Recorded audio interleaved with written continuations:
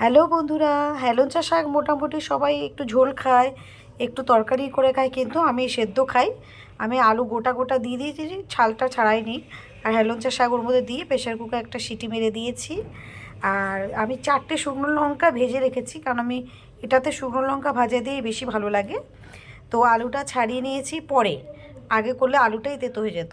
আর লঙ্কাটা একটু নুন দিয়ে ভেঙে নিয়েছিলাম, তো ওইটা দিয়ে একসঙ্গে মেখে, এটা অবশ্য কিন্তু গরম ভাতেই খেতে হবে, ঠান্ডা ভাতে খাওয়া যাবে না। আর এক ফোঁটা তিতো লাগে না, খুব সুস্বাদু। অনেকেই জানেন, কিন্তু এটা একটা আমার মনে হলো একটু দেখানো উচিত, তাই আপনাদের দেখাচ্ছি।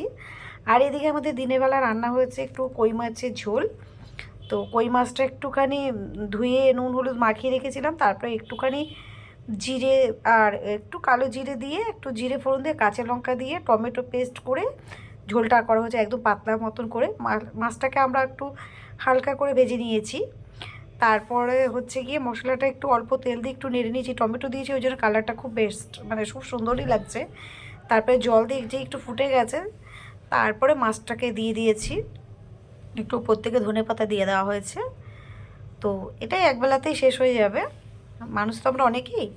আচ্ছা, এটা হওয়ার পরে ভাত করেছি, ডিমের ঝোল করেছি, সঙ্গে একটু ঘি নিয়েছি, পেঁয়াজ নিয়েছি, আর একটু বেগুন ভাজা আছে। এই দিয়ে মেলাতে গেছিলাম, মেলার থেকে এসে তাড়াহুড়ো করে ওই টমেটো একটা পুড়িয়ে নিয়েছিলাম, টমেটো চাটনি করেছিলাম, ছোট মাছ ভাজা করেছিলাম, ওই বেসন টেসন দিয়ে একটুখানি ভাজা করেছিলাম, পাঁপড় নিয়েছি, আর মাংস একটা ছোট লেগ পিস নিয়েছি। এই দিয়ে আমার খাওয়া হয়ে যাবে, রাত্রে তো হয়ে যাবে, কোনো অসুবিধা নেই। আজকে আমাদের সারাদিনের খাওয়াটা একদম ময়ে ময়ে হয়েছে, ময়ে ময়ে।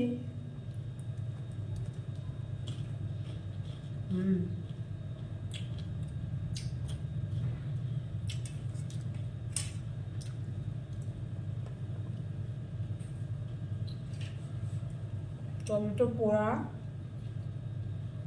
মেখে খেতে আমার খুব ভালো লাগে, আর বেশিরভাগ নিরামিষই খাই। তো তখন টমেটো মেখে কাঁচা লঙ্কা নুন দিয়ে চটকে ভাত খাই।